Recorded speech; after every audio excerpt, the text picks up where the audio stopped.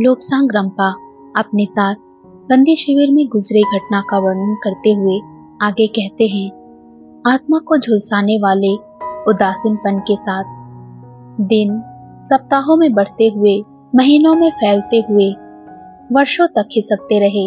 अंत में उन लोगों का इलाज करते हुए जो व्यथित थे, हर दिन के एक रास्ता में एक बदलाव आया। संतरी कागजों के पुलिंदे को अपने हाथों में लिए हुए एक बंदी को यहाँ, दूसरे को वहाँ इशारा करते हुए जल्दी मचाते हुए आए। मैं भी उस सूची में था।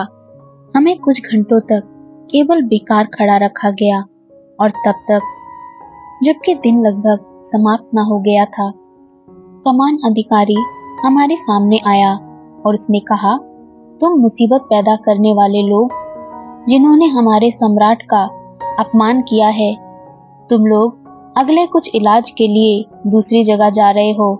तुम लोग मिनट में तैयार हो जाओ। हमारे पास पल्ले में कब्जे में कुछ नहीं था।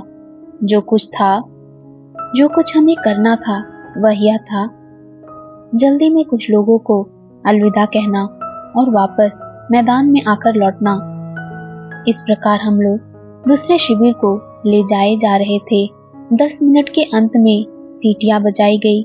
संतरी फिर जल्दी करते हुए आसपास आए। हम में से 300 को चलता कर दिया गया। हमको गड़बड़ी पैदा करने वालों के रूप में मान्य किया गया था। हम कभी जापानियों के चल्लो चप्पों में नहीं फंसे। हम उन्हें जानते थे कि वे क्या थे। हम जानते थे कि यद्यपि हम कहीं भी जा रहे हों, ये कोई सुखद शिविर नहीं होगा। हम दूसरी ओर जाने वाले सैनिकों को पीछे छोड़ते हुए आगे चले। अंत में थकान भरे कई दिनों के बाद बहुत ही कम खाने के साथ चलते चलते हम एक छोटे बंदरगाह पर पहुंचे और एक रद्दी से शिविर में ले जाए गए, जो बंदरगाह के समीप बनाया गया था। यहाँ सभी राष्ट्रों के हमारे जैसे मुश्किलें पैदा करने वाले काफी आदमी थे। ये थकावट और खराब व्यवहार से इतने अधिक उदासीन थे कि जब हम प्रविष्ट हुए तो वे मुश्किल से ही दिखाई दिए। दुखमय रूप से हमारी संख्या अब काफी घट गई थी। 300 या करीब ऐसे ही कुछ लोगों में से जिन्होंने वहां से शुरू किया था, लगभग केवल 75 ही यहाँ पहुंचे थे।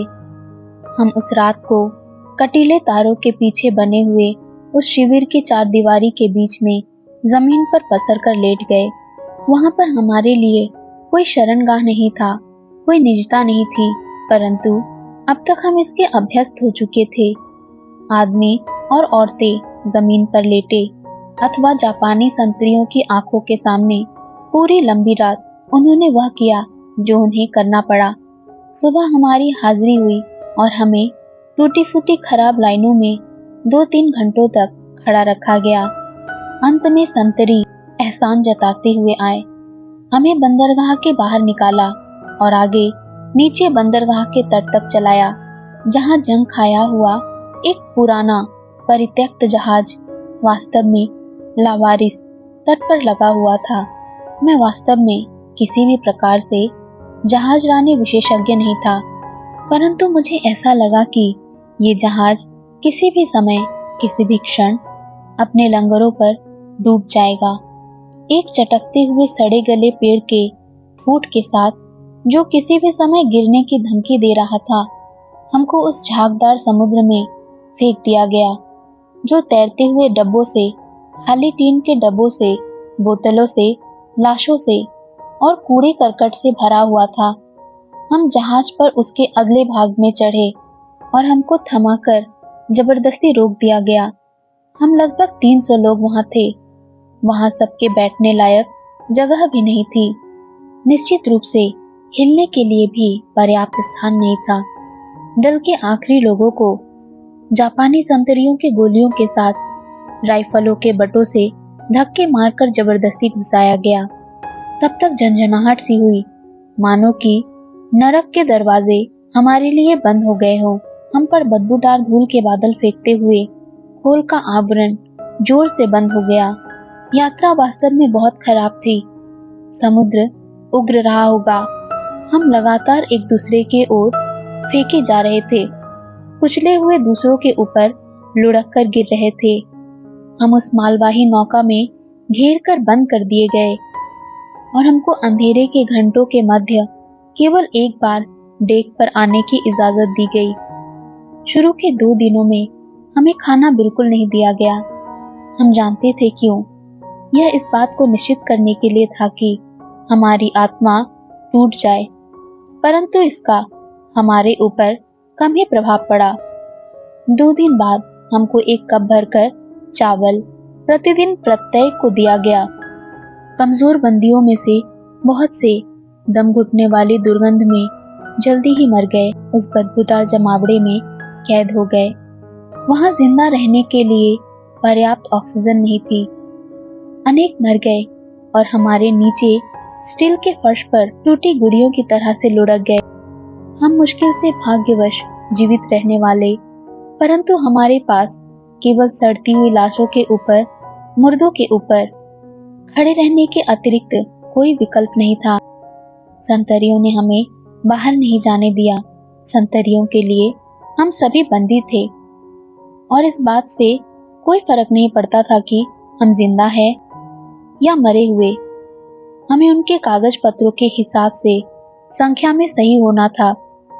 इसीलिए सड़ते हुए मुर्दों को भी दुखी जिंदा लोगों के साथ तब तक संभाल कर रखा जाता था जब तक कि हम पहुंचने वाले बंदरगाह पर न पहुंच जाए, जहां जिंदा या मुर्दा सभी शरीरों की गिनती की जाती थी।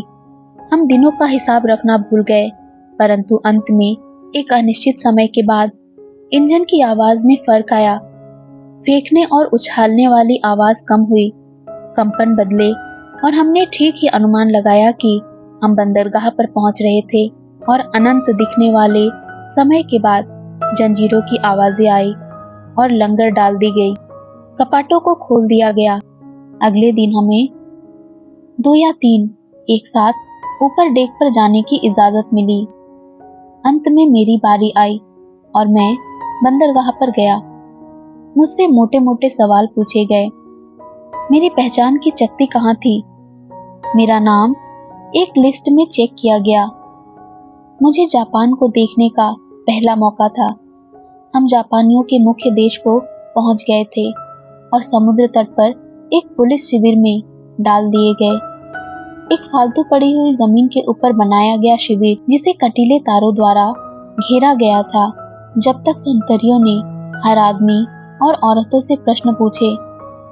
कुछ दिनों के लिए हमें वहां रखा गया और तब अंत में कई हम में से अलग कर दिए गए और अंदरूनी हिस्सों में मीलों तक चलाए गए, जहां हमारे आने की प्रतीक्षा में एक जेल खाली रखी गई थी। जापानी मुझे बुलवाने के प्रयास करने के लिए अत्यंत प्रयत्नशील थे। उन्होंने मेरे अभिलेखों में देखा कि पिछले सभी प्रयास असफल हो चुके हैं, इसलिए इस बार उन्होंने वास्तव में हद कर दी। मेरे नाखून जो दोबारा उग आए थे, उन्होंने नाखून को पीछे की ओर फाड़ दिया और उधड़े हुए स्थानों की तरफ नमक मला गया। चूंकि यह भी मुझे बुलवा नहीं सका, अतः मुझे दोनों अंगूठों से बांधकर एक दंड पर लटकाया गया और पूरे दिन के लिए ऐसे ही छोड़ दिया गया। इसने मुझे वास्तव में बहुत बीमार कर दिया, परंतु जापानी अभी भी संतुष्ट नहीं थे। मुझे लटकाने वाला रस्सा थोड़ा ढीला किया गया और मैं हड्डी तोड़ने वाले धमाके के साथ मैदान के कठोर फर्श पर गिर गया। मेरी छाती में एक राइफल का बट अटका दिया गया। संतरी मेरे पेट के ऊपर घुटनों के बल बैठे। मेरी बाहों को बाहर की ओर खींचा गया और मुझे खूंटी से बांधा गया। स्पष्ट रूप से वे इस प्रकार के व्यवहार के लिए पहले से ही प्रशिक्षित किए गए थे। एक मोटा नल मेरे गले के नीचे उतारा गया और पानी को चालू कर दिया गया। मुझे लगा कि मैं हवा की कमी के कारण या तो दम घुटने वाला हूँ अथवा अत्यधिक दबाव के कारण फटने वाला हूँ। ऐसा लगा कि मेरे शरीर का हर रुआ पानी को फुहारों के रूप में बाहर निकाल रहा हो। ऐसा लगा कि मैं गुब्बारे की तरह फूल रहा हूँ। दर्द बहुत अधिक था। मुझे चमकीली रोशनियां दिखाई गई। मेरे मस्तिष्क के ऊपर अत्यधिक दबाव महसूस हुआ और अंत में मैं बेहोश हो गया।